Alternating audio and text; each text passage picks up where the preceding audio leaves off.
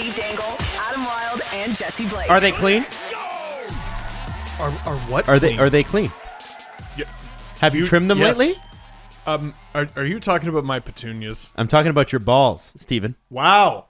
You know, when you use the promo code DANGLE at manscaped.com, you get 20% off and free shipping. Performance Package 4.0. Get it.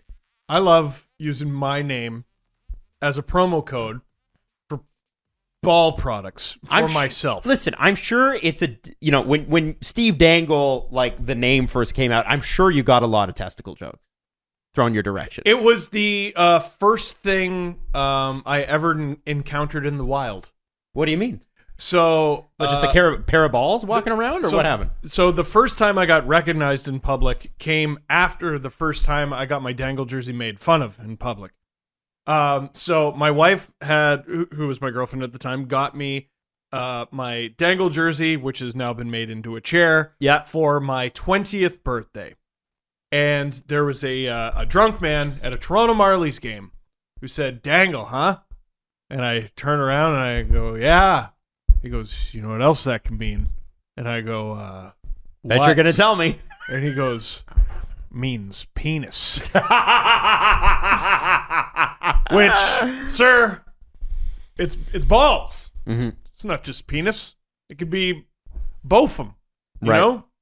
You know? Sir. Good. Listen, so I'll remember him forever. Listen, on most of our promo codes, the promo code is SDP, but on Manscaped, it's Dangle. Dangle. And now you know why, because penis. And, no, you know what? testicles, I mean. Sorry. You know what Dangle stands for? What? Great deal. Yeah, 20% off and free shipping. Get yourself the Performance Package 4.0. I don't even know what camera I'm supposed to be looking at right now. Which one? That middle. That one. It's on the the red wide light? shot. Is it the red light one? No, that's the charger. It's turned around. All So right. you can't see which camera is Fine. actually highlighted. Fine. But anyway, just throwing that out there. We need a Use light. that promo code. I want to don't. shout this out Yeah, we tomorrow do. morning. It says this one. No, we don't need you Says playing this to the and- cameras. Why? Tomorrow morning on Game Over International. Nope. Nope. When Game over Montreal. Game Over Montreal. Yeah. Today? Yeah, after the Habs. Oh, game. it's today. Yeah. The Chris Johnson showcast, CJ and Julian joining Andrew after today's Habs game. Very neat. Andrew is doing both. It's hard to keep up with whatever the hell Andrew is doing these days. There is such a ridiculous hockey schedule. Like today, for example. Yeah. There was a game this morning. There's going to be games tonight at like regular time. And then there's a gold medal game at 11 o'clock. Canada and the United States are both out on the men's side at the Olympics. USA loses to Slovakia in a shootout. Canada can't score against Sweden 2-0. Is what it is. It's a Jesse, shame. It's a shame. Yeah. Now, Jesse, Yeah. when I told you that Canada had lost, when Jesse showed up at the house, they had just lost. Okay? Jesse, you had an opinion, and it may have had a little stank on it, too. When Jesse drops an opinion, sometimes it's very even, and other times it's like, I don't need that in my life. Wow. You should get that checked. I agree. That's how Jesse dropped this one. This one had some stank. Jesse, give it to us. I think it's an opinion that many people will share considering how this world has gone, but we will look back at these Olympics and they will mean a little less. It's not that the loss doesn't matter, but we know Canada losing isn't them losing in a world where NHL players went to the Olympics. It is a different reality. It's not that the games don't matter. It's not that it doesn't matter to the players. Mm-hmm. We were not looking at this tournament as best on best, as was the case for not Sochi, the one afterward. Pyeongchang. Thank you very much. We don't look back at that and say, they lost best on best. It's a travesty. We need to have 80 different meetings with Hockey Canada to find out what went wrong with our Canadian players. No, we don't have that after these Olympics, and we didn't have that after the last Olympics because, in the eyes of, I think, of a lot of Canadians, a lot of hockey fans, the Olympics mean a little less when NHL players aren't there. Follow-up question. That's not quite the stank he dropped it with, let me just say. Well, I have time here to explain my point. Follow-up. Yes. Why do you hate children? I do not. I actually adore them. Yeah. Especially these two men here who have children. Well, I love your children. Thank you. Yeah, but you don't love the children that Miroslav Shatan coaches Oh, in Slovakia. Your heart wasn't warmed Not even by a couple degrees Celsius even. Let me ask you a question. How much Olympics have you watched? Not a ton. Jesse Blake? Adam Wilde. Adam Wilde? Let me ask you a question. How much Olympics have you watched? 0%. If no one's watching and somebody wins a gold medal, did they actually win a gold medal? To be fair, yes, they did. Yes, they did. They did. To be fair, they're all happening overnight, and then I've got to do the morning show, and then we usually have this. So I'm watching. I'm actually watching Game Over International to know what's going on because I don't know how else I would know. Like, it's not even like, to be honest with you, like some of the breakdowns in Canadian sports media aren't great either. It's not great. The coverage isn't great. I'm sure it's great when you're watching it, but I just feel like I'm not. Do you know what I'm saying? It's not entering the public pulse. I know more about the trucker convoy. I can tell you more about that. More about Freedom 2022. Hey, can you do me a favor? Don't. I won't. Yeah, no. Don't worry. But like, every day I'm like, I love sports. And they're like, the sports are on at 6 a.m. And I'm like, ooh, I don't know if I like sports that much. I think, I don't know. Sometimes you think you like sports and then you find out you got to get up at like 5 a.m. Let's take it to a different competition. There's ski jumping. You know, what if in the ski jumping competition, the top 20 ski jumpers didn't compete because they were competing in the ski jumping league in North America and they didn't make it over to base? Then it wouldn't feel like real ski jumping. You'd look over at the ski jumping competition and be like, it's a little lesser. Right. But in the ski jumping competition, all of the top ski jumpers are there. They're competing. If you go to it's just hockey. Like, it's not a league. It's not anything. The Olympics are just supposed to be the best humans on Earth competing in this thing. And they don't have that. They don't have the best humans there at the games playing the sport of hockey. Mm-hmm. The gold medal means a little less. I'm sorry. Like, it hurts to say it, but it does. I have to agree. And what I will say is the one that does matter. And listen, it's not to denigrate the athletes and denigrate the players or whatever, but the Olympics is supposed to be best on best, right? The women's tournament is the one that matters to me in this one because it's best on best. Because it's best on best, and that's that. And it's not because I don't think the men's one's fascinating. I was actually kind of interested to see how countries like Canada, the United States, Sweden would do without their best players. Mm-hmm. And Martin Marincin is going for a gold medal here soon, guys. It's hilarious. It's great. But you know, I am enjoying watching the Olympic Games and the World Cup of Hockey, which is starting to enter the news cycle a little bit. I'm enjoying I'm enjoying the Olympic Games and World Cup of Hockey borrowing ideas from each other. Like, for example, these Olympics may feature a gold medal game with a country that isn't a country. The ROC? Yeah, which I think is really interesting. You get in the World Cup of Hockey a team, some of Europe, and Slovakia didn't even get their own team, did they? This one could have a team big bunch of cheaters. Yeah, that's all I see when it says ROC. Some of Europe and big bunch of cheaters. I'm excited. Their ban from the Olympics is one of the biggest farces in sport that's going on right now. Probably the biggest one. It's just so ridiculous. They had a state. There's a beautiful documentary on Netflix about it. I forget the name of it. Oh, I watched that one too with the hidden rooms and everything. Yeah. Oh my God. They had their doping program where all of their athletes cheated was run by the government, and in Sochi, and it just took a few individuals breaking the code of silence in Russia to out it. This year, like literally this week, we found out. No hyperbole, Russia drugged a child who won a gold medal, and it's fine. She can compete. The drugged child can compete for Russia. If she wins, they will not hold a medal ceremony.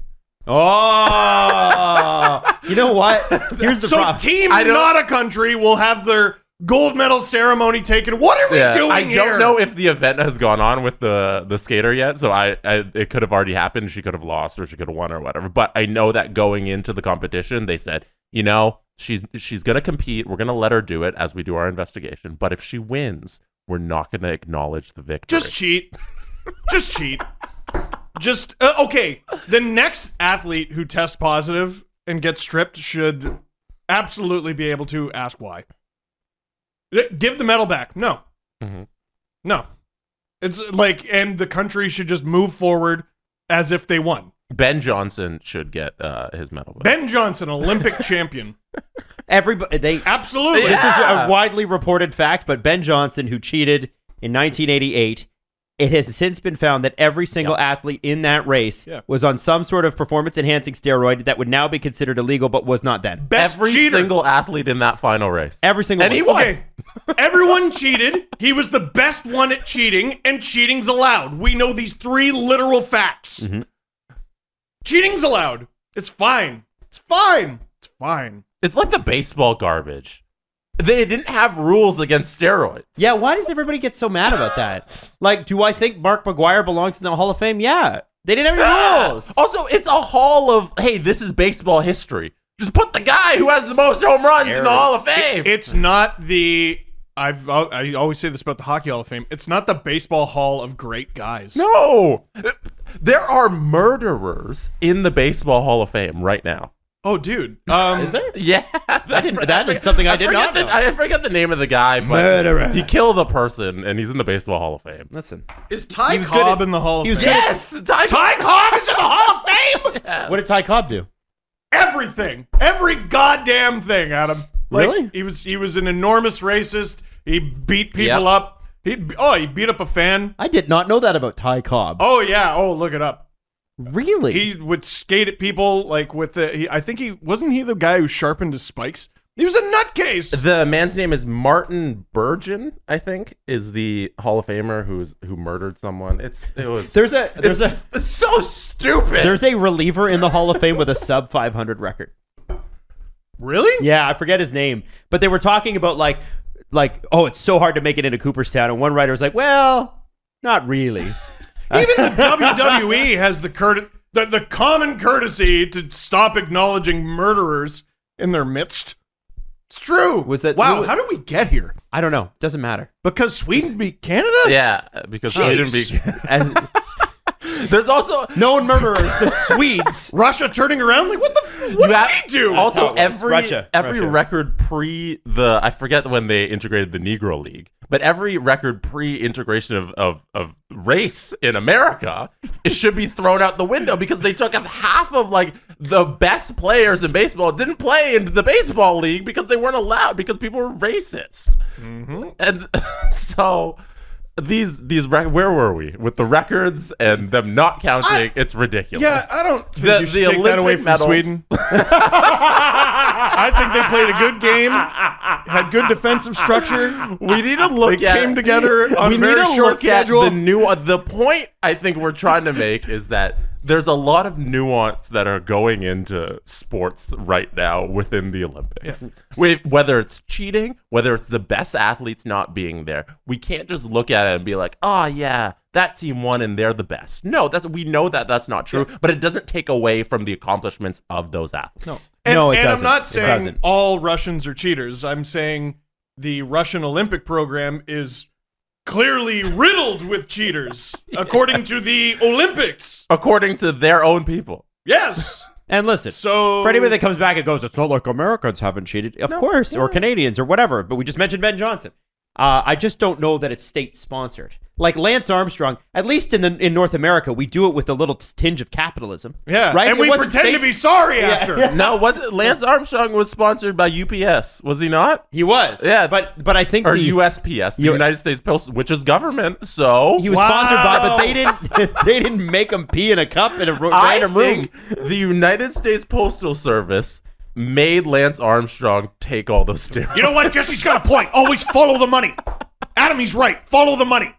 Do we have any are there any games on tonight or I don't Also- gives a shit. The frogs. the frogs? The frogs are doing things. The frogs are gay and also on and steroids. they're great dancers and they dress really well. Anyway, can we talk about this? I want to shout out Agent Provocateur. Oh, before we move off of the Olympics, Oh, I okay. have something for the Olympics. Oh, what do you have? One, tomorrow night, game over Montreal. Thursday, St. Louis, Montreal. After that, watch Andrew Berkshire and the show together. Right. Tonight, Oh, that's what I was going to get to, but you can. you do were it now. doing Agent Provocateur. I know, but I was also going to get to that. It's part of the network thing that I'm going to run down. No, but this has to do with the Olympics. All right, It makes- fine. Why would you Fine. move off of the Olympics and then go back what? to the Olympics? You know That what? doesn't make sense. I You don't know like what? when mom and dad fight. Tonight, 8 p.m. Eastern, twitch.tv/SDPN Live. we're running a simulation of the gold medal game tonight. Canada versus USA, because NHL 22 added all the women's players for these international rosters. So we're going to run a sim, and we're going to see who wins, and we're going to see if it backs up what actually happens in real life. I love it. 8 p.m. Eastern, twitch.tv/SDPN Live. This is fun. That's a fun one. I really like that. That's going to be great. So Agent Provocateur mentioned on another show, the Jeff Merrick radio program, where he had somebody he's never spoken to before, Elliot Friedman. Was it 32 Thoughts? No, it was the Jeff Merrick Show with Elliot Friedman. 32 Thoughts is Elliot Friedman with Jeff Merrick. Join us as we break this down on Game Over Montreal featuring the Chris Johnston Show. It reminds me of the Jay and Dan promo. It's like where Calgary faces Edmonton, in Calgary and Edmonton. Anyway, continue, please. So they're talking about implementing a luxury tax, if that's a good idea or not. And who is one of the biggest purveyors of that? Adam Wild. Alan Walsh. So here's them talking about that. There are very few exceptions, and I can live with one or two exceptions to make it more interesting. You know, Alan Walsh has made this point a number of different times. Alan, for those that don't know, is one of the more outspoken agents in the industry who has his own podcast, we should point out as well. You know, he's always lobbied for the luxury tax system, and I think a lot of people What's it called? at this moment What network, Jeff? What happened with Kucherov. That's Jeff! That's it. We mention Sportsnet all the time. They pretend like we don't exist. You know what, Sportsnet? If you keep treating us like that, we're going to do nothing. Yeah. You know what? I didn't like that. Jeff, is it? Yeah. I didn't like that. You should have said the show. That was on terrestrial radio. He said Alan Walsh has a podcast. Here, wait. For the audience, explain what that is. Oh, that's the thing where you're sitting in your car and your dad turns on a machine in the dashboard and it plays just talking guys. Your dad is keeping me employed. Can you guys just keep listening to the radio, please, God? So he says Alan Walsh has a podcast. Yeah. He can't drop the name of the podcast? We're closing in. What the hell, Jeff? We're closing in. We're gonna get you, Jeff. Should we start beef? Should we start with the Jeff Merrick show? Oh my God. Is this warring factions right now? We're fighting Jeff. No, Jeff is the best and was amazing to us. No, don't when we were ruin the nobody. bit. Oh, sorry. Jeff Merrick. Say the name, Jeff. Say the name. What network? What show? Say the name. Anyway, no. So they were talking about luxury tax in that particular instance. And it's funny. I saw a tweet yesterday. I forget who it was from. But it's like, if your team isn't subverting the NHL hard cap, it's literally their fault. Yeah. And that's a really good, Jeff, the fact that Elliot's coming in and going, well, now they're going to enforce it. Really? Because they've had 8 years and they haven't. How about it's not players faking injuries. Because I think that's the misconception. No, they're definitely injured. Yeah, Vegas is not fabricating a Mark Stone injury. What they're allowing him to do is to get better health care sooner. When you think about it. He's not getting cosmetic surgery done on his back. You know what I mean? 100%. He's getting his back fixed. The amount of time he's going to save just from body maintenance. And who knows, maybe he'll be at peak performance faster. Yeah, get good. Yeah. Get good is all I can say. Vegas is doing what they should be doing. And the shitty teams have remained shitty. Yep. And the good teams have come back and been good. Yep. And I we always get into this, and I always say this, but stop swallowing the message that Gary Bettman, not trustworthy guy, keeps sending you, which is that for small market teams to compete, that they need a hard cap. It's bullshit. It's the craziest thing. Same people will tweet me and go, yeah, I don't fucking like Bettman either. And then they'll say, small market teams can't compete without the cap. Well, who told you that? Gary told you that. All right. That's a Gary Bettman 101 message. Stop believing it. It's bullshit. If you get the rich teams to spend more, there will be more money in the equalization payments after the season is over. It's a fucking fact. Stop. When I grew up, the Stanley Cup champions were the New Jersey Devils, who Detroit Red Wings, which is okay. Pittsburgh so small Penguins. market, big market, Pittsburgh Penguins twice, small market, Edmonton Oilers, the Dallas Stars, which are interesting. They'd be a medium market, I would think. Yeah, but they spent a lot of money back then. Mm-hmm. You know, so I don't know, man. I don't know. They're Other the than rich like, teams are already paying more than their fair share for none of the benefits. You know what I mean? There's revenue sharing. They're paying for the Coyotes. I'd be pissed about that if I was an owner. They're straight up paying more money for their roster than you are. Like how many times do we need the Coyotes to acquire a person who does not exist, or someone who is making? Why in a hard cap league are we allowed to have players with salaries like money salaries that go up and down? Should that even be allowed? Because it's just an easy target for what is essentially hockey's version of money laundering. Yeah. You know what I mean? Why is that allowed in a hard cap Steve, league? Listen, if it's this easy to circumvent the cap, which it is, the point is not to really have a hard cap for anybody other than that works in the benefit of the owners. And that's the problem, right? The purpose of the salary cap isn't for parity. No. The purpose of the salary cap is to prevent owners from spending too much money. And pissing off who? Other owners. But we already know that it doesn't work. No, it doesn't work. Teams are spending in excess of $100 million. It straight up doesn't work. The most expensive team in the league is in last. Guys, it doesn't. It's made up. It's a lie. Stop it. Luxury tax now. Signed, Toronto Maple Leafs Thank fans you. Thank you. All right. Roses are red. Violets are blue. Don't let those wild pubes wreck things for you this Valentine's Day. Remember, our sponsors at Manscaped, show sponsors, title sponsors, may I add, because we love them.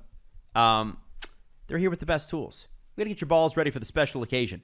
Whether it's Valentine's Day where you're listening to this or after Valentine's Day, you still got to be careful. So this Valentine's Day, join over 4 million men worldwide who use and trust Manscaped, the leaders in below-the-waist grooming. And our exclusive offer, by the way, go to manscaped.com and use the promo code DANGLE, because it's Manscaped and it's your balls, 20% off plus free shipping. We've told you about the Performance Package 4.0 all the time. How about what we talk about with the packages? You know, we talked about the trimmer. We talked about the ball deodorant. Let's talk about this, the Weed Whacker. It's for your nose and ear to whack away all the worst of those weeds. I have to tell you, my girlfriend said to me this weekend, she's like, I had to do my nose hair, and she was polite enough to mention that I needed to do my nose hair, so I did it. And she's like, you could also hit your ears. And I was like, oh my God, I'm 33 years old. How is that even possible? But it's true. And she said, listen, it happens. So why not take advantage of the Performance Package 4.0? Get yourself the Weed Whacker, and they throw in 2 free gifts. The travel bag itself, which is amazing. You can keep all your Manscaped gear in the travel bag, and the anti-chafing boxer briefs to keep the boys stored comfortably. And if you got big legs and a big butt like me, it avoids the chafing. It's a beautiful thing. So again, go to manscaped.com and use the Steve Dangle Podcast promo code. What's the promo code? It's DANGLE, because it's your balls. Let's keep them clean down there. 20% off and free shipping. Enjoy at manscaped.com. Is there something preventing you from achieving your goals? Is there something that interferes with your happiness? You should feel your best, but for some reason, something's hanging over your head. You might want to check out BetterHelp.com/STP. BetterHelp will assess you and your needs and match you with a professional therapist that will work with them. You can connect in a safe, private online environment. It's so convenient. You start communicating in less than 48 hours. It's not a crisis line. It's not self-help. It is just professional counseling done securely. You can message your counselor anytime. You get timely and thoughtful responses. Plus, you can plan your weekly schedule to be video or phone, all without having to sit in uncomfortable waiting rooms. And BetterHelp is committed to facilitating great therapeutic matches, so they make it easy and free to change counselors if you need. Because listen, you're not going to connect with every counselor that you have. It's more affordable than traditional offline counseling, and financial aid is available. It is for clients worldwide, and it's everything from depression, stress, and anxiety to self-esteem, grief, sexuality, family conflicts. So many things are offered, so many things are covered, and we want you to live a smarter, happier life. As a listener, you'll get 10% off your first month by visiting betterhelp.com/STP. Join over 1 million people who have already taken charge of their mental health. Again, it's BetterHelp. Better, BetterHelp.com/STP. You've got one device that lets you catch the game live, another that lets you stream your favorite shows, and you're watching sports highlights on your phone, and you've got your neighbor's best friend's login for the good stuff. Well, I want to tell you something. It's about a simple way you can get all the entertainment you love without the hassle, and a great way to finally get your TV together. It's called DirecTV Stream, and it brings you live TV and on-demand favorites together like never before, so you can watch your favorite sports, movies, and shows all in one place, and that means no more juggling remotes and no need to buy another device ever again. And the best part, there is no annual contract, so get rid of the clutter and the confusion and get your TV together with DirecTV Stream. You can also learn more at directtv.com. That's directtv.com. Compatible device required. Content varies by package. Now let's get into this. So now that the Olympics have wrapped up for the men's team in Canada, what do you do? And I want to say, over. men's hockey, right? Yeah. Okay, wrapped up this morning. They still got to play the gold medal game. No, the men's team. Canadian Team men's Canada. team. I mean Team Canada. Okay. Did I not say Team Canada? It made it sound like you were saying men's hockey's over. Well, I it was is. paying If attention. Canada and the United States are in, fuck them, right? It's only a 2-horse race anyway. Yeah. That's what I I'm what I meant was Team Canada. My apologies. The reason I bring that up is I want to talk about Josh Hosang. What now? Because now the situation is Nye. It's Matthew Nyes. Wait, What do you who do is with- also out? What do you do with Josh Hosang now? Because he can come back, sign a deal with anybody. He's already said, I'm going to check with Toronto first. Is that your deadline acquisition on forward? Because you do want some depth on forward.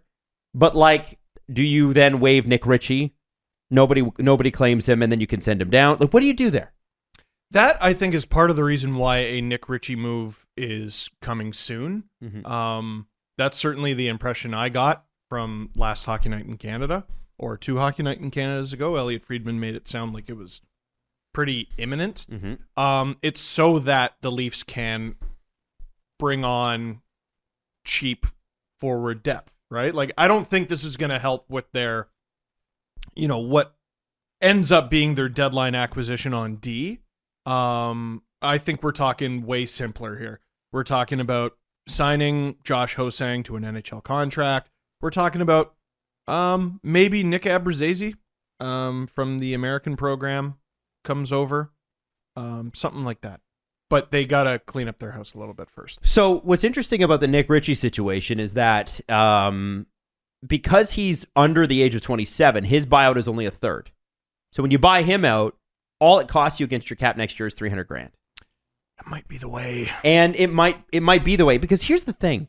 Even if, and I don't know if anybody, I would love Dom Lucian to do this. Assign to me a monetary value for each draft pick. How much is it worth? People have done this. Have they done this? Yeah. What's the draft pick that's worth $300,000 against your cap? So I'm trying to. I know the Leafs have paid hundreds of thousands of dollars For fourth rounders. for fourth rounders. Robin I'm trying Leonard, I to remember the exact deal. Yeah, that was ridiculous. They paid. Yeah, no. It was a lot of money in that weird Chicago 3-way deal for Robin Leonard. I think they came out of it with a fifth or something like that. It's weird. So, which means MLSE gave Kyle Dubas a green light to make a trade where he spent, I don't know, let's stick a fork in $400,000 for a draft pick that's got a 20% chance 20% of making the NHL. Maybe that's high for a fifth rounder. yeah, 20%, and a maybe 2. significantly lower percent chance of playing 200 plus games in the NHL. You know what I mean? So $300,000 is actually that. I'm warming up to the idea of a buyout. I generally don't like it, but I feel bad for Nick Ritchie because he can produce at the NHL level. He had 15, 16 goals last year, right? he'll have he's an good. NHL contract within a week of the buyout. For sure. So my question is, if I'm Kyle Dubas and I'm doing, you could save $900,000 on his contract by sending him down, right? If I'm Kyle Dubas and I'm doing this deal, the only reason I'm doing this deal is because I want the flexibility now. Yeah. But if you're asking me for even a fourth, do you want the player or do you not want the player? If you don't want the player, then we'll keep the player, right? Yeah. And how much money is that $2.5 million really going to get him?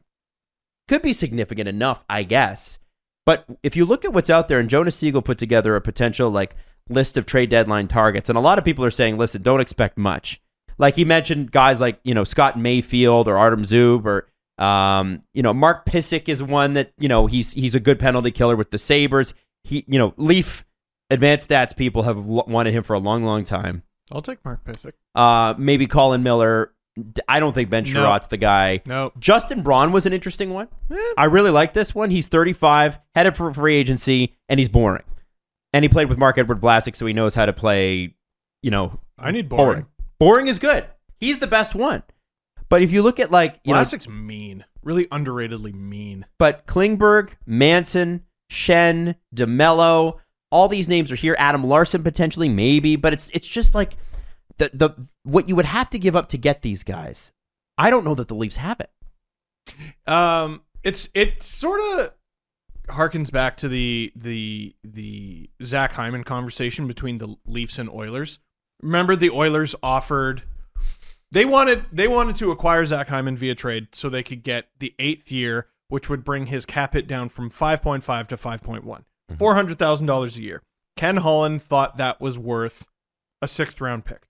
Kyle Dubas thought that was worth a 2nd round pick. I think Dubas is closer to right, to be honest. And he got nothing. So would he be willing to give up nothing then? Yeah, I don't know. To me, it's like it's a question of, do the Leafs have a good chance of winning the Stanley Cup? From what I've seen, based on I saw a graph this morning. I think it was from Money Puck, and they had the Leafs at about 8%, and they had Tampa at about 12%. It's a big 4 percentage gap, by the way. Yeah. 8 and 12 sound like they're close. They're not close. 12. I think Florida was at 11%. You know what I mean?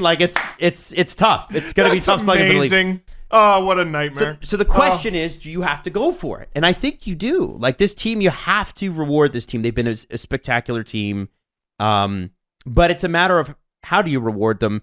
Because next year, the team will be largely the same. Mm-hmm. Right. You don't make a bad deal just to make a deal. If the deal's not out there, you hope that Dubas can hold back and not make the deal. And looking at the players you listed off there, Adam, I'm like, nothing really entices me. A lot of Klingberg's going to go. Severson is the second coming of Jake Gardiner. You don't want to bring him into this market, I don't think. And that's, by the way, second coming of Jake Gardiner to me is a compliment. I liked Jake Gardiner, but I know how this market reacts to Jake Gardiners. I've seen, a lot of Leaf fans turn on the idea of getting Severson. I think getting any improvement on Justin Hall is great. But if we're going to be picky about it, you want someone who's better on the defensive end of the puck. Adam Larson has got 3 more seasons at $4 million. I think Seattle's going to end up being a trade partner for the Leafs. The more I think about it. What? No. Why? In what regard? We know Dubas and Ron Francis are friendly. Mm-hmm. Seattle has too many. Could it many. Be the Sioux connection? It's the Sioux connection. You bet, baby. They have too many defenders.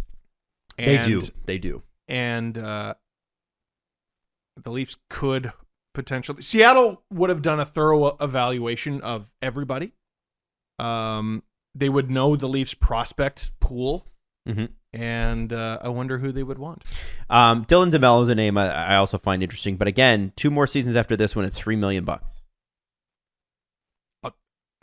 For a guy that's not... What's that? I think I'd take him. Would you take him? I'd take Dylan DeMello. Big fan. I'm a big fan too, but he's never been a guy that's played a lot of top 4 minutes. If the Leafs can find a deal that gets money out as well. I mean, I think you're probably talking about Hall and Ritchie. Yeah. Because Hall's contract's not small compared to what Hall makes or what Hall provides right now, right? Yeah. It was a good little signing when it happened. But this season at $2 million, it's kind of like, ugh. On one hand, Alex Kerfoot was really good in the playoffs for the Leafs last year. Yeah. 6 points in 7 games. He filled in at center when they really needed it, when Tavares was out. But he's played left wing almost exclusively this year. And he played left wing a lot last year. The Leafs identified left wing as such a weakness last year that they were willing to give up a 1st and 2/4 to fix that problem. With Nick Foligno. And it was Nick Foligno and Alex Galchenyuk who, they completely rebuilt the left side of the ice.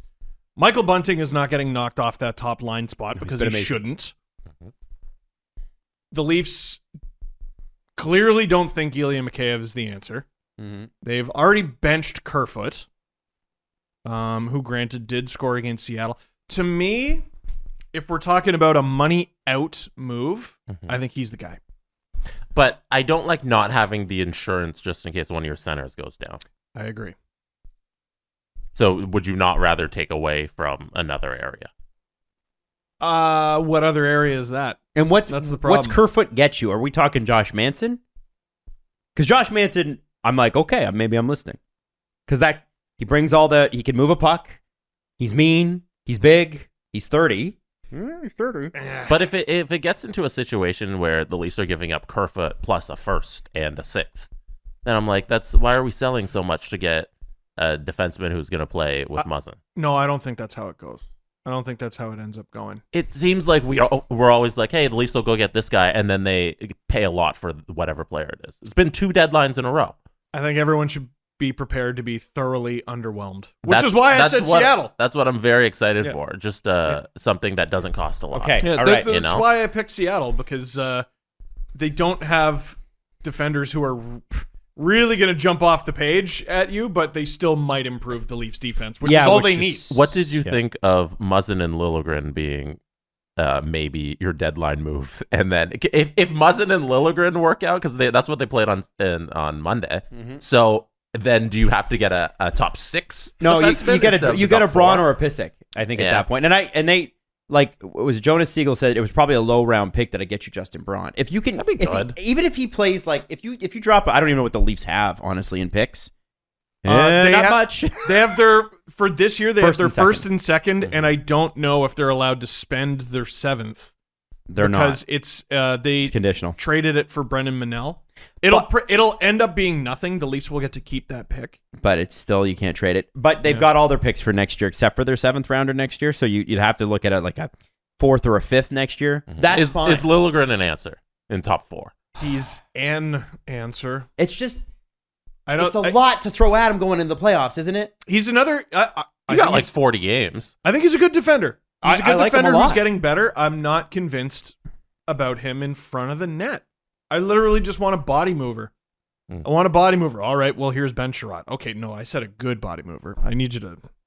I need you. Also, Ben Chiarot costs a lot of money. Eric Engels is saying that'll be a 1st round pick. Yeah. That's insane for Ben Chiarot. And listen to this. Okay, you can spend whatever you want if you win. That's but true. I'm not sure. Don't put that kind of pressure on the Leafs over Ben Chiarot, is what I'm saying. But look at this. Chiarot is used to the rough stuff. This is from Jonas Siegel's article in The Athletic. The kind of brutally tough competition the Leafs would need from him. He was Shea Weber's tag team partner during Montreal's shocking run of the Stanley Cup final last season. Good. How does he fare in those minutes? How does he? Well, the Habs were outscored 16-7 opposite elite competition when Chiarot was on the ice against them last season in the regular season. 48% possession. And this year, that number is even worse. So I don't think Chiarot's the guy. No. He's also, he was injured, and they say he's going to be fine, but like, he got an injury. Well, no. How good is your injury healed? Put him with Jake Muzzin, who's also injured, and you get +1 chemistry or something in video games. I'm worried about any team that goes after Chiarot. We put a firebolt the lightning bolt next to the hammer, and that's the green chemistry. How hard is it to get a right-handed defender who's good at hockey? For God's sake. It's very hard. For God's sake. Very hard. Very hard. Simply. A couple of things from 32 Thoughts that actually came out a few hours ago. Yesterday, I believe it was Frank Saravalli that reported that Vegas does want to get another goalie, and they had potentially inquired about Marc-Andre Fleury. Hilarious. And Elliot Friedman said, I don't really like doing this, but it's too juicy not to pursue. Golden Knights GM Kelly McCrimmon says no truth to it. Duh. The way that relationship ended, I am not shocked by that. Keep an eye on Carolina. For Marc-Andre Fleury? For goalies. They have, interesting. Not for acquiring, for potentially dealing one. Because you got Freddie, who's kicking ass. Yeah, Freddie, who's kicking ass, Ranta, who's kicking ass, but they just brought over a kid, I forget his name, but he's one of the best prospects that there is. They got Alex Lyon, who's played in the NHL as well. And we know Carolina is weird and likes to do weird things. So that would be a selling move for a buyer, which is unusual, which is, that's Carolina's flavor, baby. They're unpredictable. That's sometimes when you're playing, I don't know if you guys play cards or playing video games with somebody who's new at it, and you can expect certain things from your friends because they have preferences, and then this other person, you're like, I don't know what they're going to do. That's what Carolina is every trade deadline. There's two nets. There's the NHL net and the AHL net. You could argue there's the ECHL net, but usually that's dominated by one guy who's at a very specific point in his career. There's two nets. So I wonder if there's a deal there. Wait, so we're not going to spend an hour on Fleury to Vegas? No. Because... Adam, is it happening or not? You're asking me? Yes. We can ask Alan on Provocateur this week, but I don't know if he's allowed to discuss that sort of stuff. Like, actually, that's one of the things that we talked about, and people do ask me, like, hey, do you think Alan knows anything? I'm like, I'm sure he does know stuff, but we are not allowed to discuss. That's client information. He's their got to catch agent. him off guard. Catch him off guard. Listen, Alan, I know you were in Vegas for the All-Star game, and you got a very interesting experience. You got to see the Bellagio fountain. Is Fleury going to Vegas?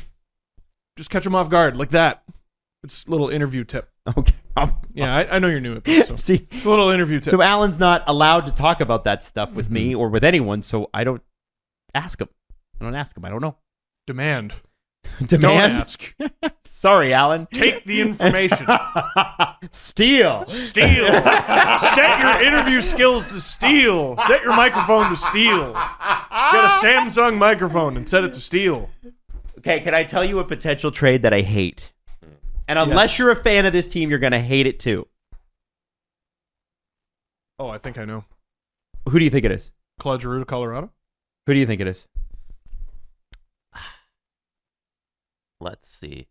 Georgiev to Edmonton. Ooh. And then Edmonton and Leafs in the finals, and then Georgiev steals it because that's the only team he's good against. Ooh. You got the player. You did not get the team. If you're in the Western Conference and Giroux ends up on the Avalanche, yeah, I hate that. Freed says in this one, if you friggin' say it, it's not going to be the Lightning. Claude Giroux, potentially Florida. I definitely thought you were going to say Vegas. I was I'm going to kick your ass. No. Oh my God. No. I would have deserved an ass kicking for even bringing that up, but that's a good fit, and I fucking hate it. I hate that.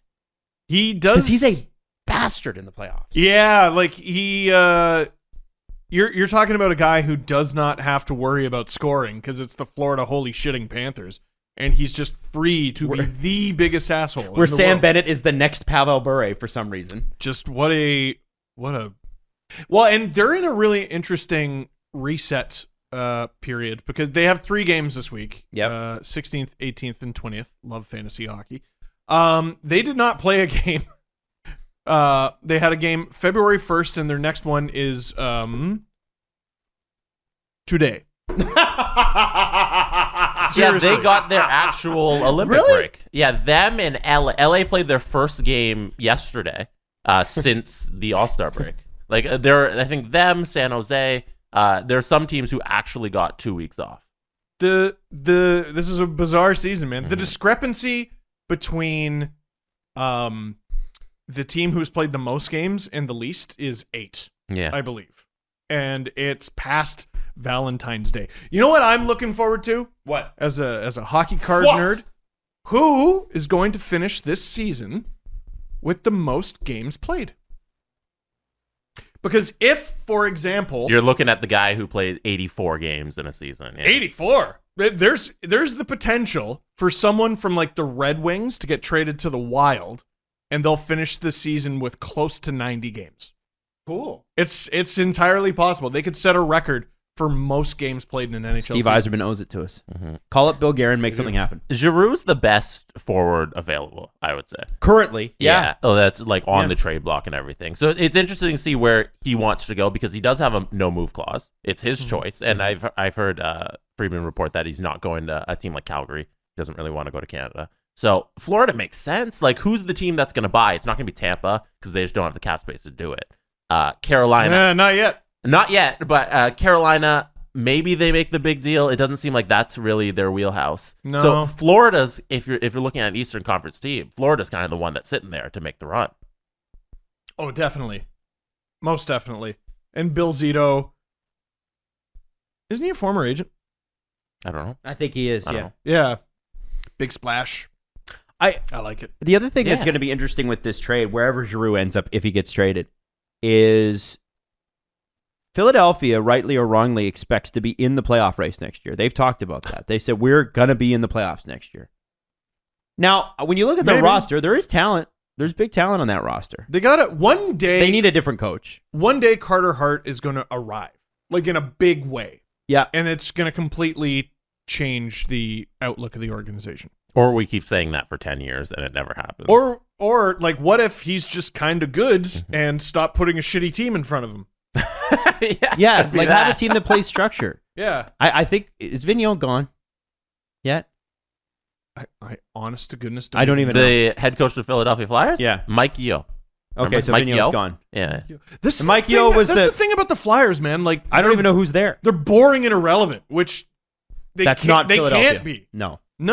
They can't be. No. They need to be brash, winning assholes. Mike Yeo was the guy that St. Louis fired the year that they won the cup, I'm pretty sure. I think Yo took over for Vigneault, who got fired. Yeah. Right. Remember, they fired Vigneault on December 6th Oh, see. this season. Bart, Honestly, there's like this particular season, there's pre-Omicron and post-Omicron for me. yeah. And pre-Omicron, I can't remember. But I think what it is for the Flyers is that like they need to decide what they are, and I think they can go a long way to deciding what they are with whatever the return is on Giroux. Here's a good identity: being a team not managed by Chuck Fletcher. I think I don't that's think a good that's- identity. I don't think that's going to change. But Chuck Fletcher had a big old run in Minnesota. He knows how to work the room. He knows how to keep an owner happy. Now, Is room slang for throw money? he does know how to throw money, and Philly has money. It's like Arrested Development when he tries to throw the paper into the ocean. Yeah. He does that with money. Chuck Fletcher was in Minnesota for 8 years, 11 months, and 1 day. Oh man, how'd they do? How far did he go in the playoffs? Second round? They never made it out of the second. No, Like, his resume's not great. his resume sucks. and now he was promoted in 2019 to the president of hockey operations, so he runs the entire show there in Philly, and his resume there hasn't been impressive. Connor McDavid is on a $100 million deal, and he gave Zach Parise and Ryan Suter $4 million shy of 2 Connor McDavids. Oh. Now, They give them matching $98 million contracts. So do I believe the Philadelphia Flyers will be a playoff team next year? No. hold on. Metro's also really good. What you got? Hold on. Let's have a look at. I want to do a deep dive on the Flyers for just a moment here, before we get Flyers fans in our mention going. Did you know? All right. Which is what they'll do. We did. So Claude's coming off the books. They still got JVR signed for $7 million after this season. You got Cam Atkinson, who's still Cam Atkinson and a pain in the ass. Konechny, who I love, I do who like him. should be a Leaf. Still mad that they didn't pick him. Scott Lawton, Oscar Lindblom, Dude, and then Drew coming off the books is terrible news for them. why? You got 'Cause $8 million. That's free agent cap space that they're going to throw at Someone bad. the next overpay. They have a guy. ton Like, of cap space. If you're looking at their cap friendly right now, I am. what we need to do is read off their IR list Oh. and the amount of emergency loans they have up with the team right now. They've been decimated by injuries. so Kevin Hayes, obviously. That's a bad one. Yeah. Rasmus Ristolainen is out, and it looks like it doesn't say how long. Joel Farabee, Nate Thompson, Patrick tough. Brown, Samuel Morn. So those And last then- two are. On LTIR, Ryan Ellis. Oh, and yeah. Sean Couturier. Couturier. half of their That's team really is tough. on LTIR. Yeah. By the way, Couturier has a new contract, I think, that kicks in next year Mhm. for $7.75 million. So there's your. It's a good deal for Couturier. Yeah. I like when And they- Ellis has a. Wow, Ellis's deal is long. I know, dude. Like, this is why, like, when they say they Oh. expect to make the playoffs next year, I'm like, well, yeah, financially you're behaving that way. And, you know, if everyone's healthy, blah, blah, blah, blah, blah. But they're a team where you sort of everything needs to go right. You know what I mean? And the more obstacles get thrown at them, The worst they do. The worst And- they do, which yeah. any team is going to do, but some teams it bends them and doesn't break them. It breaks the Flyers. And the aging players need to be at their peak. Like they're not asking for a bunch of young guys to grow up and perform to their potential. They're asking for average-aged NHL players to play at their maximum capabilities. What happens to aging players more often? They Get injured. decline. They decline and get hurt. Yo, they're saying that about Klingberg right now. There are people out there saying John Klingberg wouldn't. I don't know. I wouldn't sign him to that long-term deal that he wants. Yeah, like Like Dallas. you talk about someone having an anti-Kadri season. Yeah. Kadri is playing himself into, like, 7-8 million. and like how He's a center. do I, Nazem Kadri, get less than Matt Duchene did a couple years ago? Maybe It's a lot. because Matt Duchene did it longer. He did it longer, but didn't do it right before signing. True. That's, didn't do it right Like- before signing at all. But like Naz, okay, so I'm just gonna play the other side of this. So No, I please, know. nobody fucking Yeah. tweet me with your, like Adam don't get thinks Matt Duchene is better than Kadri. Why? right. But I just want to say that like Kadri was a career, like his highest career point output was in 16-17, 61 points before this, and that's Oh, in 82 really? games. Last year he only had 32 and 56. The year before 36 and 51. So this year's been a renaissance. It's been amazing. And I wouldn't even call it a renaissance because, frankly, he's never done this before. But this past game that he played, he got a 62nd point. That's a career high. So That's to expect unbelievable. that, unless you're putting him in top line roles, which is what he's in right now, to expect this kind of point output again is just, you can't. There are two players you go look at their career trajectory and then look at this season. You cannot make sense of it. It's Nazem Kadri and Chris Kreider. So with Matt Duchene, I said he did it longer. Maybe Matt Duchene skated on... He was the third overall. He was the third overall pick, and then his first 2 seasons, or his first 3 seasons, like he did 55 and 81, 67 and 80, and then in 2011, 2012, he fell off a little bit, got injured, and then 43 and 47, 70 and 71, but then never got close again. And And didn't he that's get 13, 8 times 14. What's that? Yeah, he got 8 times 8. or something like And that? like his last season over 60 points was 13, 14. Come on now. So yeah, if you're using him as a comparable, I think Matt Duchene's one of those guys to me that seems like, oh, you're the third overall pick, and there's some cachet with them. I'm not using this to disparage him. I'm using this as Here's a I'm comparable. Nazem Kadri and I am not taking a dime less than that. But Is- are you going to get the same term? Is this a William not. Karlsson 17-18 season? Yes. That's I what. think so. That's how I pulled it up because that's how I'm looking at this. William Karlsson, career like 40 goals that year. 30-point, 40-point guy. All of a sudden, one season has 43 goals, 35 assists, 78 points. Kadri has He's never going to be that again. No, but Kadri has a longer track record of, well, I'm at least good. Like Yeah, William I- Karlsson came off a 5-goal season. Yeah. Yeah, Kadri's had a pair of 30-goal seasons. Do you Right. remember, by the way? But it's not 50. No. Do you guys remember when Justin Bourne said, "Wow, whoever the Columbus scout was that didn't recognize William Karlsson should be fired," and then the guy tweeted him? Yeah. I wonder if he did get Man. fired. I don't know, but it is a rough look that they gave him up and he scored 40. Like Yeah. that's wild, and he's been a second line guy from them forever since. Which, by the way, Columbus could use right now. Yeah, but since Yeah. that season, these are the point totals for William Karlsson. 78, then 56, then 46, then 39, then 17. Every year it's going down by like 10. Yeah. You know? Do we Yes, see shortened season, blah, blah, Kadri? blah, blah, blah. Is this the mountain for Yes. Kadri? And then now And that's it goes okay. down? It's definitely the mountain. But he's been consistently a 55, 60 So, point guy. so you can't pay him based on this. But Duchene got paid based on that.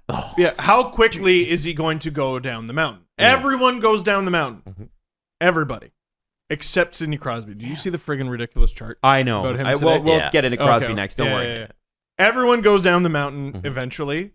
I think it's like 113 point pace right now. Yep.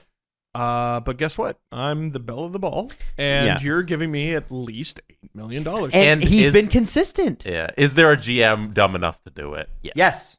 Yeah. I don't even think it's that dumb. Time. We just talked about the Flyers freeing up $8 million. Yeah, Ooh. Kadri as a Flyer makes a lot of sense. Kadri Yep. to Philly. Yeah. That makes a lot of sense. Hi, do you love high scoring shitheads? Ta-da! I'm your guy. Man, he'd be a hero in Philly. Absolutely. Oh boy. Absolutely. I think we like nailed him. it. I we don't- should, we should Philly. tweet it, report it. Yep. Sources. Right there. Somebody text Chris Johnson right now. Sources say blogger can count, and it's sort of he guessed right. Bad take. Current take's bad. No, current take's good. Current take's good. Right? CTG. Current take's good. By the way, how much do you think Sidney Crosby liked scoring his 500th goal against the Flyers last night? Oh, like I think he point shaved in the games leading up, like so that he could do it against How them. badly did he want that goal against the Flyers? Absolutely. I thought he was going to wait till tomorrow night. I thought it was going to He be always Toronto. someone always does it during against the Leafs, but I know. But I think he should send so that puck is going to have the tape around it, and he should put in the tooth that Darian Hatcher knocked out of his one of the teeth that Darian Hatcher knocked out of his head when he was a rookie, and mail it to him with a signed photo of him winning a gold medal at the Olympics, which Darian Hatcher didn't do, and 3 cups, and 3 cups. which Darren Hatcher Was didn't Darian Hatcher in Nagano? He might have won a gold medal. I don't know. do. The U.S. didn't win the gold medal in Nagano. Oh Czech- yeah, you're Czech right. It was the Republic Czech did. Republic. I'm sorry, every Czech listening to the show. Anyway, listen. Dominik Hasek won the gold medal in Nagano. Who do you think Sidney Crosby values as a rival more? The Philadelphia Flyers or the Washington Capitals? I think he likes steamrolling the Flyers, but I think he respects the Capitals. That's almost like, it's like, God, I hate you, but God damn it, I respect you, Ron Burgundy. See, You know? because the Penguins have done so much better against the Capitals, but if you go further back in Crosby's career, the Flyers had his number. They sure did. And and what's going to make me sad here, guys, is that Crosby's getting older now. He's still playing great, but the so Flyers good. can't get it together, and I'm sad that we may never get another Pittsburgh-Philly series while he's still prime-ish. Because those were wars. I loved. Remember, like 2012 was ridiculous. 2012 was an insane. It was second round. I don't remember if it was first or second, but that was Brizgalov Fleury, Oh. which was so fun. Oh, There was a game that got me yelled at by an editor when I worked at CBC because we were supposed to be making 60 to 90 second highlight packs, and we made one that was just over 3 minutes. And he's like, "Cut the fights. There shouldn't be fights." I'm like, bro, it's Crosby versus Drew. And like Malkin fought someone, and Letang was in a fight. The game was 8-4. Cut this goal. It was like a Wayne Simmons going end to end. Like, oh, it was ridiculous. Great series. Let me give you this. How many times in Sidney Crosby's career has he lost to the Philadelphia Flyers in the playoffs? 12. Did they lose to them in 2010? No, that was the Habs. I'm going to say twice, one for sure, and there's one I can't remember. Only one time. Oh, it was only the one. Okay. Our imaginations deceive us. It's true. Crosby is 1, 2, 3 and 1 versus the Flyers in the playoffs. Wow. What? 3 and 1. Yep, he's beat the Flyers in 17-18. They beat them in the first round. In let me go back. They lost 11-12, and then in 08-09, they beat them in the first round, and then 07-08, they beat them in the conference finals. Oh. 3 and 1. I just saw that. Yeah, I'm just bringing it up. Jesse, I don't know if you're able to put this up in real time, the chart I just sent you from JFresh. Yeah, I just saw it pop up on my computer as well. So He's so goofy. okay. Is this the Chiarot one? The Chiarot one. Oh, no. Right, This this one Crosby? from JFresh. So it's his This is amazing. it's his wins above replacement chart over his career. Amazing. Like it's the same. It's not even over his entire career too. It's starting in 07-08. He's in the 100th or like 99th percentile forever. It's a flat line. This is why I talked about there being a mountain and everyone goes down it except Sidney Crosby. This is for everyone who tweeted me when I picked Crosby when we were doing our little Christmas fantasy thing. What year is it? It is 2022, and Sidney Crosby is still the goddamn man. He is.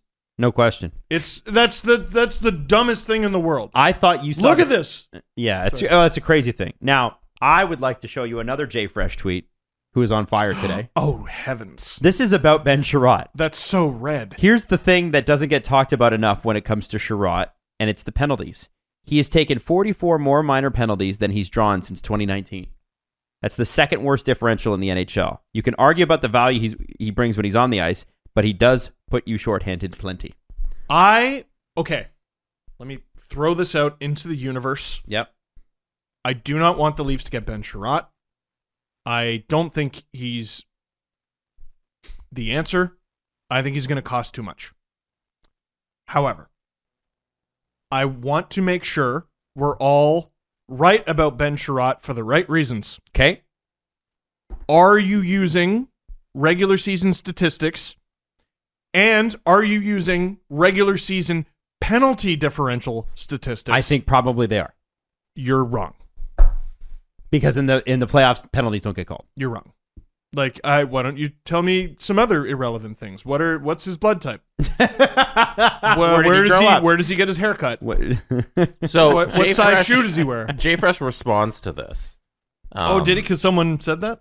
Well, he did the Steve Dangle school of responding to the haters before they come at you. The pre-argue. I love it. Pre-argue Steve Dangle move, and he tweets, and before I hear, but penalties don't get called in the playoffs. Oh, Jay Fresh! Chiarot has taken 56 penalties in 154 regular season games since 2019, or 0.36 per game.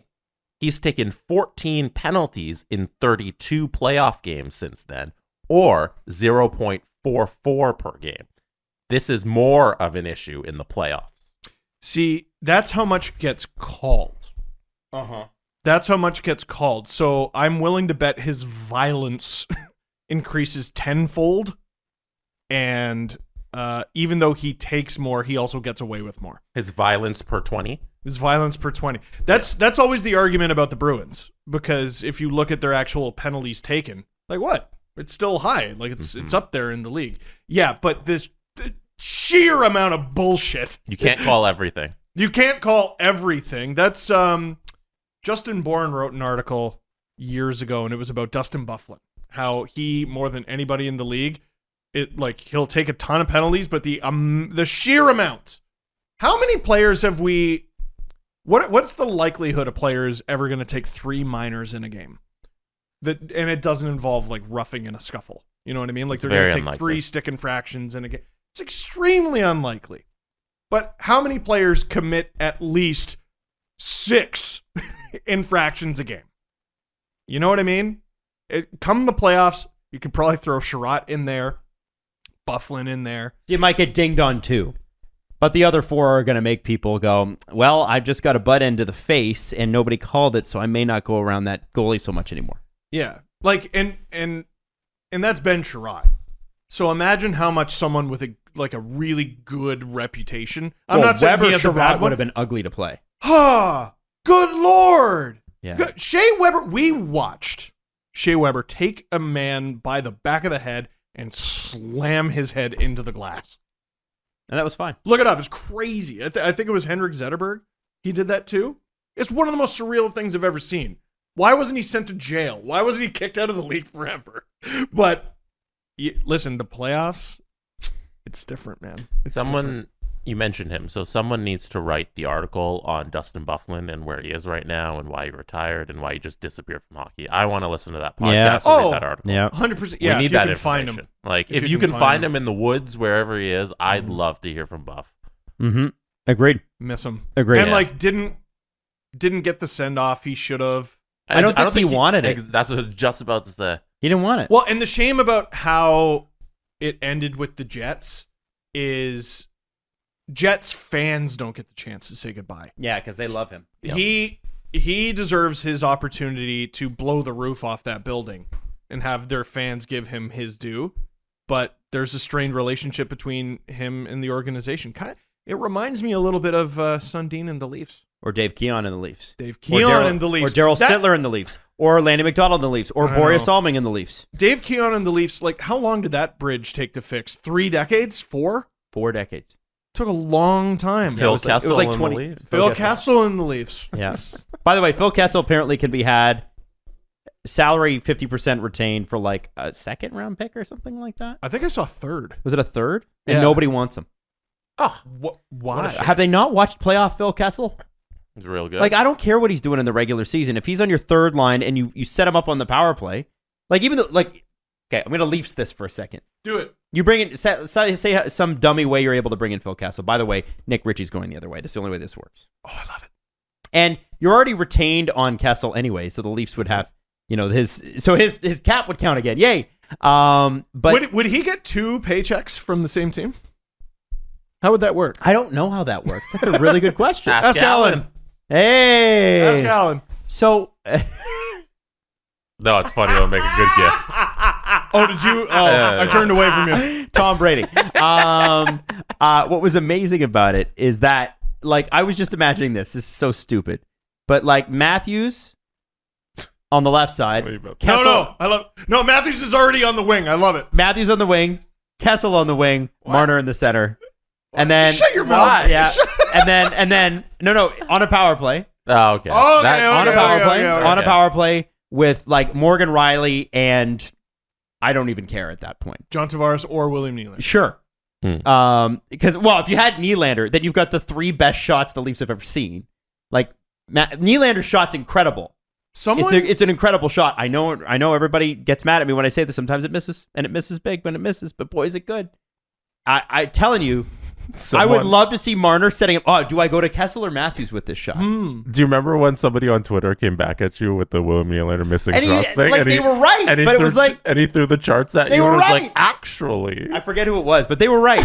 But I still say, it's like the Brian McCabe syndrome. When they miss big. You know what I'm saying? I know exactly what That it was. I feel like something was written about that with Dion Phaneuf. What do you mean, with hits or something? Like he misses the net more than other players. I don't think he. I there was believe the something numbers written about revealed that. that he didn't.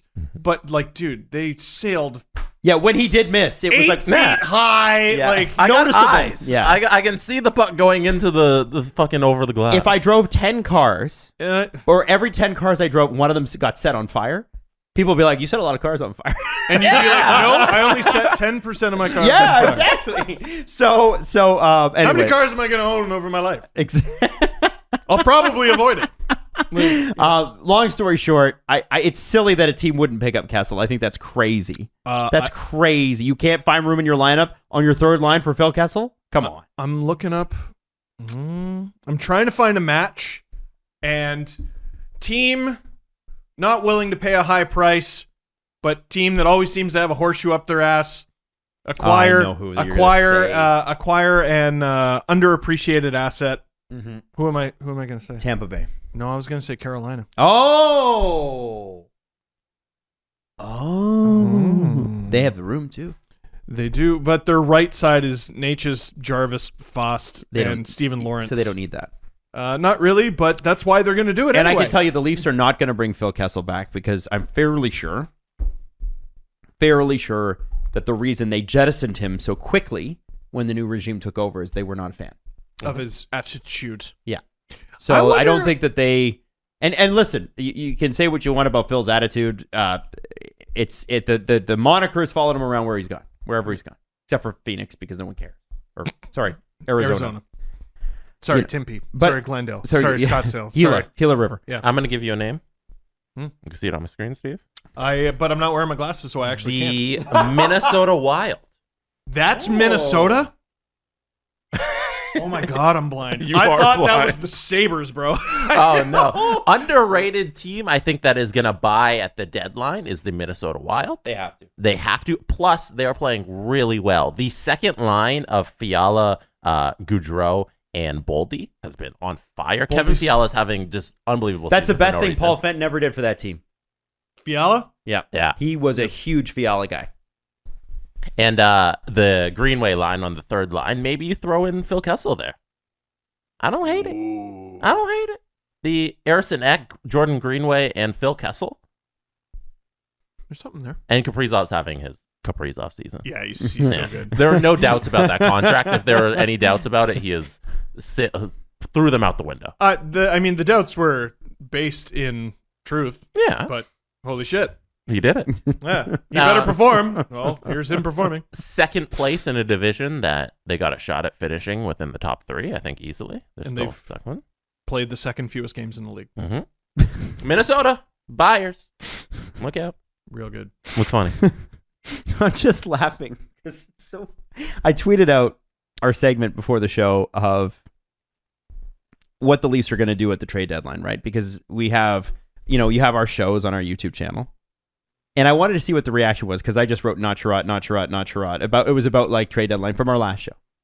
And I have been bombarded with Montreal Canadiens fans who are going, I, longtime Leaf fan, what you think he's worth 2 first-round picks for Chiarot. I am concerned that they're going to do this.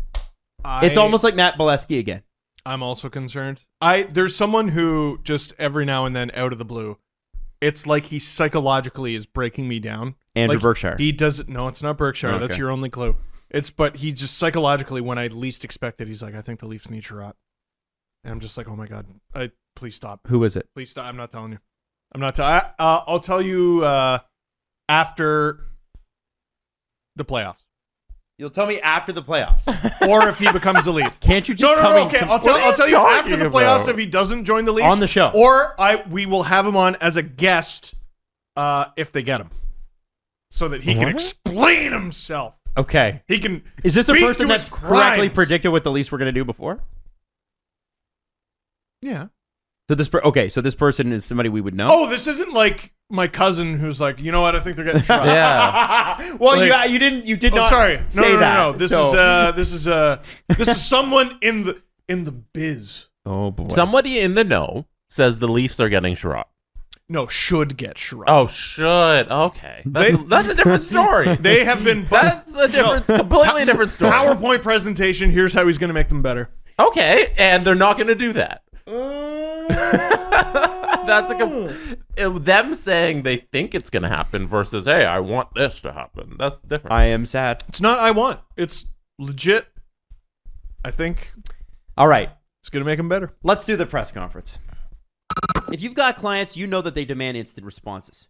But now more than ever, businesses are spread thin. If you're losing your leads from visitors to your website or missing calls that could help grow your business, you could delegate those to frontline conversations with the best virtual reception service. It's called Smith AI. Smith AI provides businesses with award-winning virtual receptionists who handle your calls, your chats, your texts, and unlock new business at a fraction of the cost of hiring in-house staff. Smith AI is not your average reception service. Since 2015, they've combined the best receptionists across North America with AI technology for superior business communications and customer engagement. Their friendly and professional agents can screen leads for your custom criteria, schedule appointments on your calendar, and call back leads who complete your form. That's pretty cool. And it can be done by phone 7 days a week and also through your website 24/7 on a live chat service. They even answer texts and Facebook messages. They integrate with your preferred software. You can, if you use Salesforce, HubSpot, Candidly, and thousands more.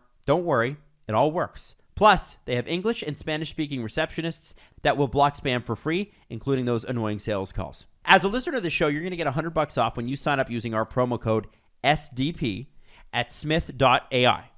Visit smith.ai to read 5-star reviews and be sure to use the code. Again, it's SDP to save $100 at sign up. Don't let another day go by without Smith AI.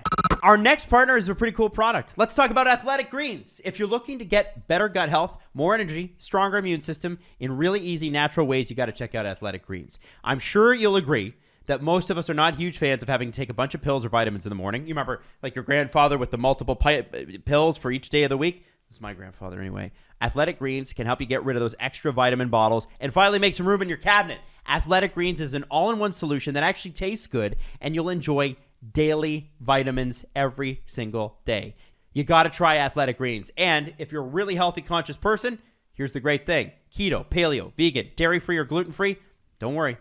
It supports that. It contains less than a gram of sugar, no GMOs, no nasty chemicals or artificial anything, and it still tastes good, and it costs you less than $3 a day. Right now, it's time to reclaim your health and arm your immune system with convenient daily nutrition, especially heading into flu and cold season. It's just one scoop in water every single day. That's it. No need for millions of different pills and supplements to look out for your health. So to make it easy, Athletic Greens is going to give you 1 year's supply, 1 free year supply of immune-boosting vitamin D and 5 free travel packs along with your purchase.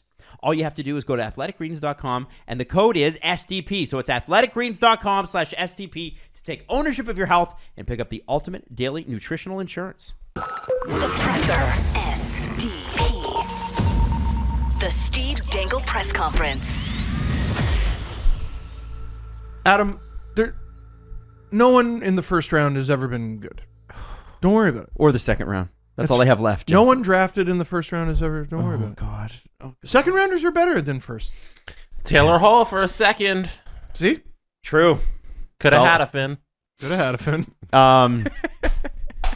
Deep cut. Black History Month, guys. Yes. Let's talk about the Harlem Hellfighters. Do it. Talk about the sickest name in military history. I am hooked. Harlem Hellfighters. Okay?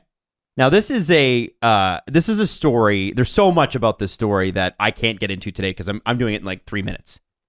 But with a name like Harlem Hellfighters, there are books written about these guys.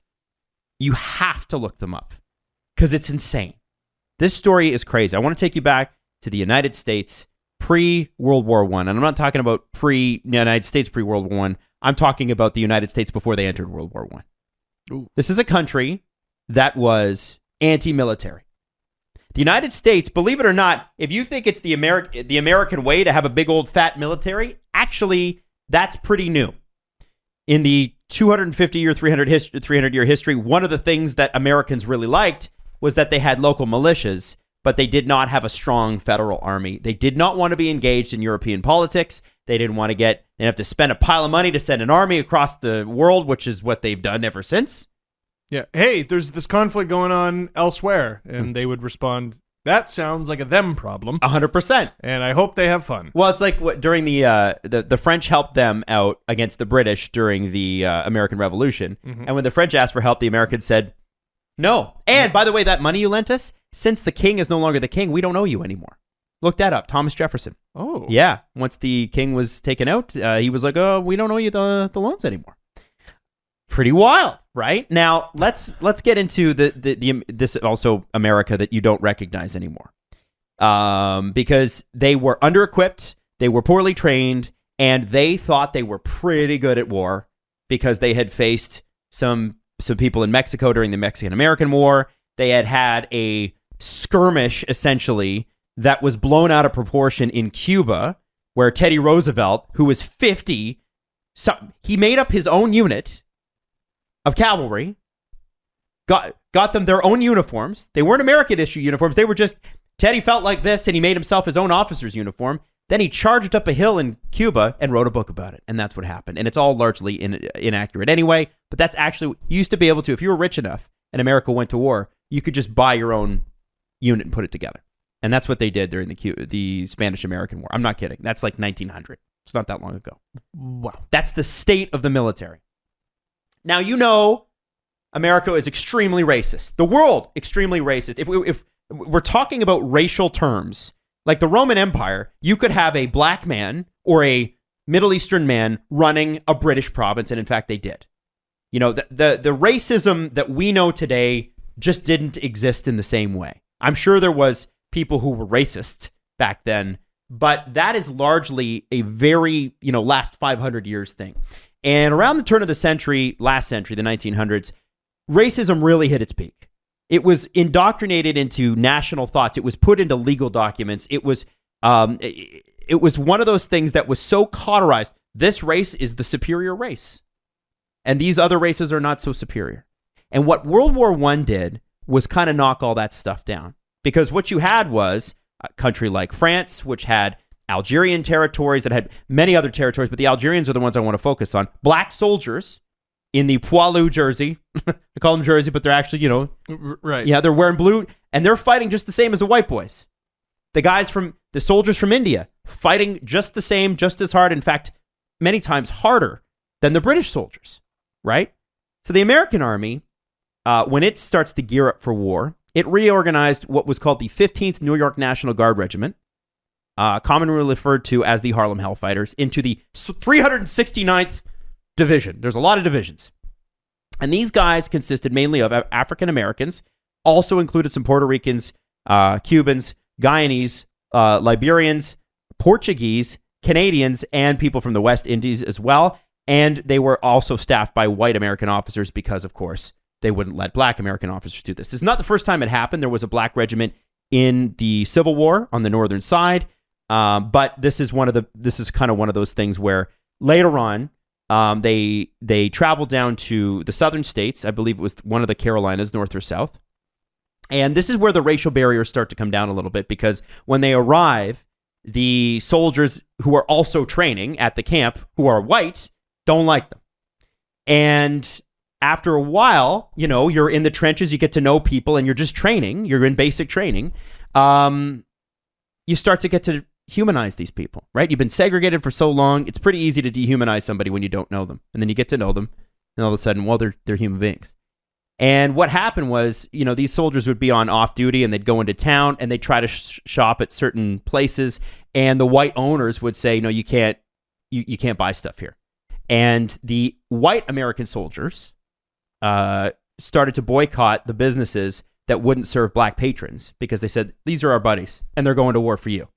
So that's a big change. It's a major story, especially for the time, right? You got to remember how racist and segregated the South was for a long, long time afterwards.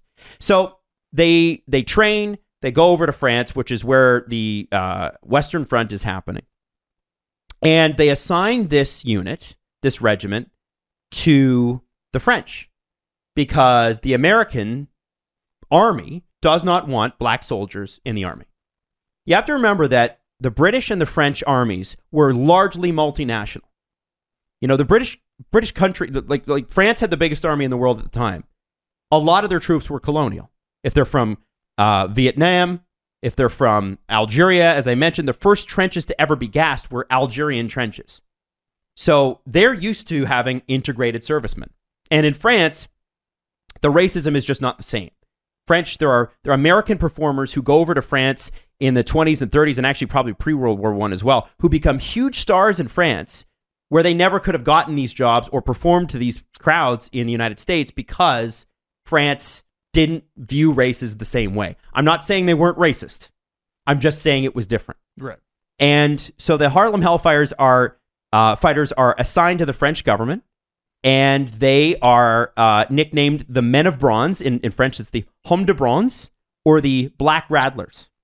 They are vicious to fight against, absolutely vicious. And here's the thing. The American army shows up and goes, you Europeans, you don't know how to make war. Let us try. So they jump into the trench, and the Americans lose far more soldiers than they should, because they come in and go, we're going to fight like it's 1914. The French and the British are like, we're not. Here's the playbook on how to fight now. And they're like, we don't need any of that bullshit. We're American. We'll just march over. Right. And they get destroyed. But these guys, not so much, because they are fighting for the French. Now, the legend of the Hellfighters name came apparently from German troops. So they called Canadian stormtroopers. They called this Harlem division the Hellfighters, because they were so mean to fight against. They were put at the tip of the spear, usually. This is of any American regiment, they lost the most people. 1,500 casualties over the course of the war. Remember, America's only in the war like 18 months. And the reason for that is because they were the ones at the tip of the spear. Now, the Rhine River, which is an important dividing line, it's a river in Germany. This is the first group that crossed the Rhine River into Germany. So, Jesus. like, they were In World War I? In World War I. And remember, World War I ended without the Allies going into Germany and destroying it like it did in World War II, right? It was sort of like, okay, let's all stop before we have to cause more shit here. That's how they ended World War I. So for them to get that far into Germany is incredible. I want to read you one story. And this is directly from the internet, it's from Wikipedia, but I actually love this story, and they kind of sum it up perfectly. The most celebrated man in the division was Private Henry Johnson, a former Albany, New York rail station porter who earned the nickname Black Death for his actions in combat in France.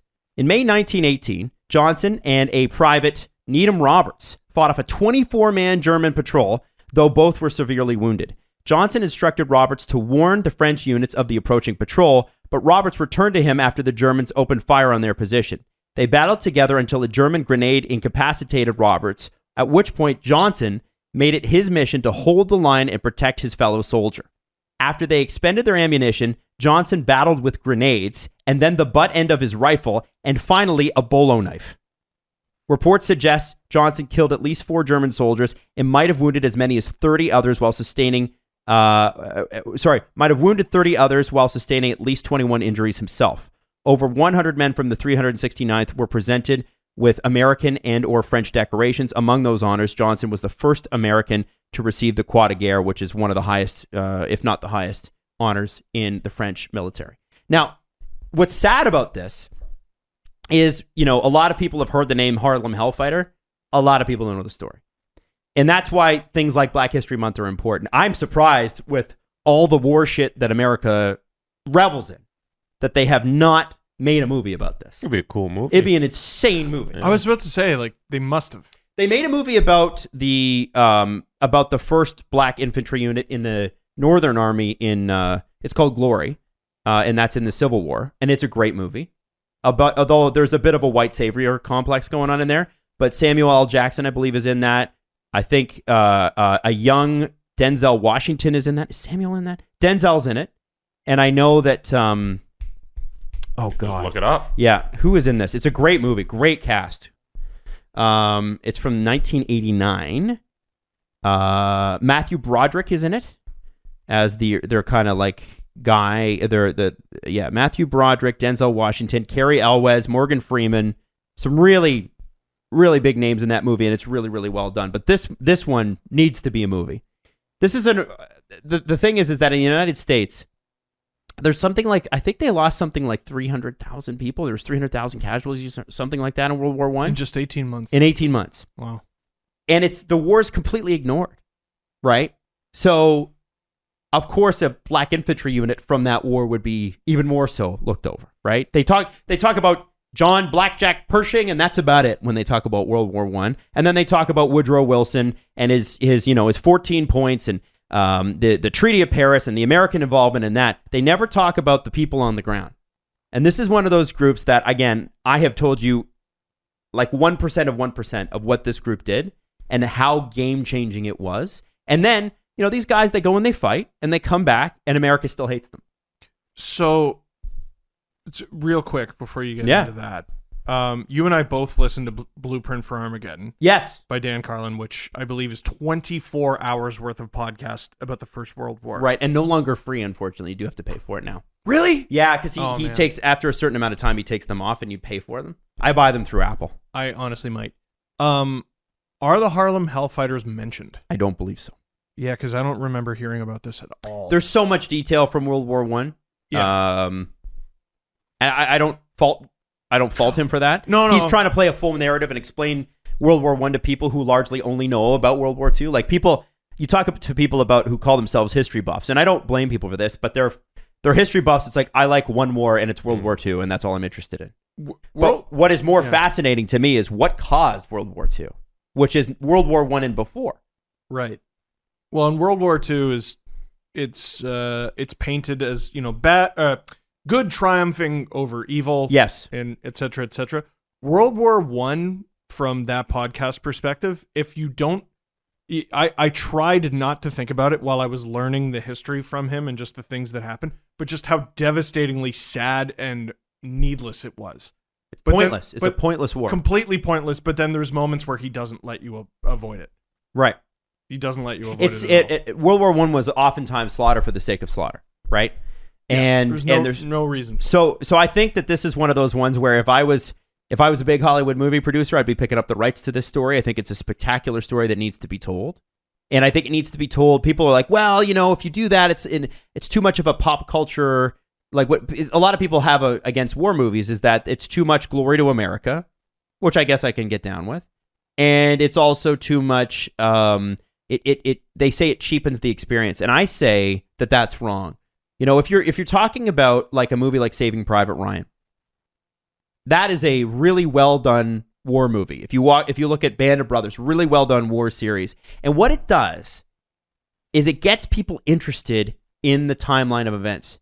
You know, it's Saving Private Ryan is not about why World War II happened, but I can guarantee you that a bunch of people who watch it go, why the hell were we there anyway? Why did they have to invade France? What are they doing on that beach? You know, like people, it gets people interested in the subject. And I think that's where it becomes important. And this one, I think it's a story or a mini series or an HBO or a Netflix or something waiting to happen. It's a spectacular story. I'm shocked it hasn't been made yet. So Harlem Hellfighters, check them out. There's lots of great books on them.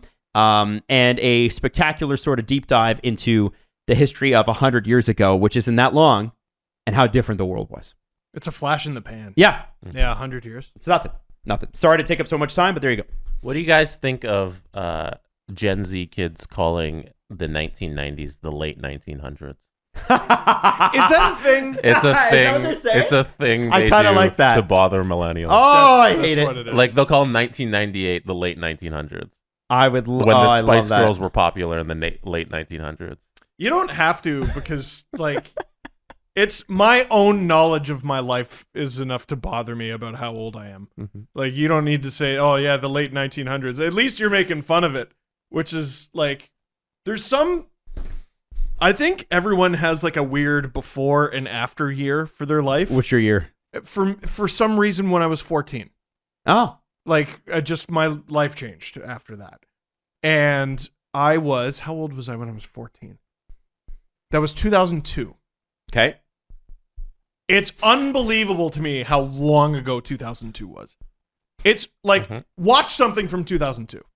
It's unrecognizable. Go watch highlights from the Stanley Cup final. The game's different. Dude, what game's different? The footage looks like shit. It does. You can barely see anything. And no, but you were a rich person if you got it in like you would want the biggest TV. It would weigh 1,000 pounds. So that you could watch a bunch of men in terrible goatees Pixelated. go back and forth. Because who was it? It was the Red Wings versus who? They killed them that year. The Flyers or the Capitals? You mean in the finals? 99 was the Capitals. Flyers was 98. Or no, 97. I don't fuck. Anyway, the Red Wings versus the Carolina Hurricanes. oh yeah, that was when friggin' Jeff O'Neill ruined my life, knocking out the Toronto that Maple was Leafs. nice. Brendy Shanman with the series-winning goal of 14:04 of the second period of Game 5. Like, go watch Pop Culture. Yeah, go. You will never know what it was like to download a Busta Rhymes music video on Kazaa. Busta, what it is right now. That took 5 hours. The first song I ever downloaded was Running with the Devil from Van Halen. It took me 24 hours. Oh my god. A full 24 hours. Oh my god. And it had pops in it. You remember that? Like, remember songs would just have like random pops where it'd be like some DJ, some random internet DJ? Like whenever I Kanye West Gold Digger, and there was just somebody who was like on Power 106 and he was like, I can't believe Kanye got down like that. Like it was just like literally a radio cut that somebody took from the radio and put it on the internet as a download. One day, Leo is going to come home with history homework. Oh, and it's And going to he- be you. Well, no, because you know how kids, they come home and I don't know. I used to come home and tell my parents history. You know what I learned? Did you know that blah, blah, blah? And they were like, yeah, I was there. Yeah, I was live. Yeah. Dad, did you ever hear of Napster? Yeah. And I'm going to say, son, I downloaded songs on Napster. I was Yeah. a dirty thief. And also LimeWire and Kazaa and a few of the other ones when they started making it illegal. Yeah. Facebook's getting up there where it's been around long enough that'll like enter our curriculum. Oh, yeah. yeah. Leo Gotta will be. learn about Facebook. He'll I've come home to you and be like, hey, were you on Facebook? Oh, yeah. This is this thing. I was, but it was only university kids could get on it. I've told this story before, but I was talking to a high school class a few years ago, and I was like, who remembers this? And I was able to go through the social medias, and they would all have their hands up, and then a few hands would go down, and then almost all the hands go down, and then I go, who remembers Napster? Not a hand in the room went up until one student raised their hand, and I go, yes, and they go, is that the thing from the Napster movie? Or from the Facebook movie? And I just went, holy shit. So we're there. Yeah. You only understand what that is because of a pop culture reference. Yes. That blows my mind. I know I sound old as shit right now, but I don't care. I don't care. For some reason, 14 is my cutoff. What's yours? I'm curious to know what. I don't think I have that. I never thought about anything like that. No. Jesse was born himself. Born a man. No, there's a series of moments in your life, but I don't have one age. No, I have no. a series of events. I think grade 7 for me is like when I entered. Like there was a change. Grade 6, you're a child.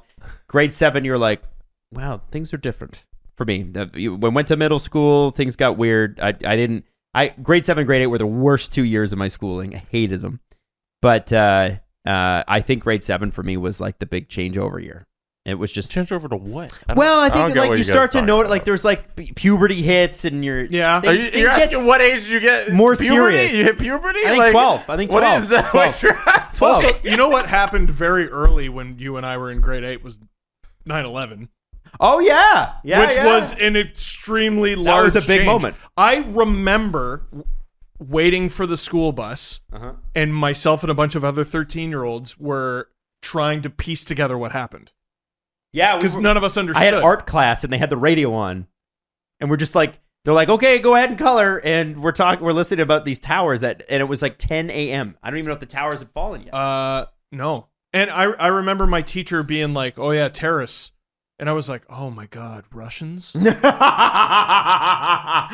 that's what it had been before. James Bond. Yeah. That was my only reference for the world. I was a child. Anyway, I don't know how we got here. I was in grade 4 when 9/11 happened. I don't think I understood. Did it register? No. Yeah, it kind of. Yeah. Like I Really? knew, like it happened. I kind of remember, but I don't think it was like important in my life. I was in grade 4.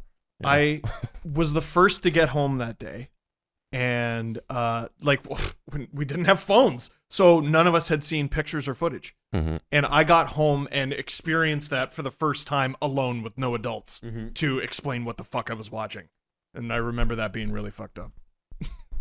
Dude. All right, so that's the Steve Dangle Podcast. To close the show, Late 90s, baby. I want to shout out everybody who Early 2000s. tweeted myself and tweeted Adam that on March 11th, Drive to Survive is coming back on Netflix. Woo! We will be watching that along with you and hopefully come to the podcast with Steve Dangle, who has also seen it by that point, and giving some reviews and thoughts on the series. Can you please watch this? I'm not doing it to fuck with you. It's just time.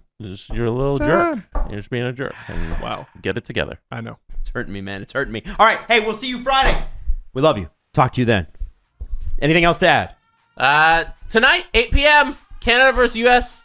simulation, twitch.tv/SDPN Live. CJ Show will be on Game Over Montreal Thursday night. Woo! Who's going to score the gold medal winning goal? You're not allowed to pick MVP. That's cheating. The Steve Dangle Podcast. Follow the guys on Twitter at Steve_Dangle, at Adam WYLDE, and at Jesse Blake. Connection complete.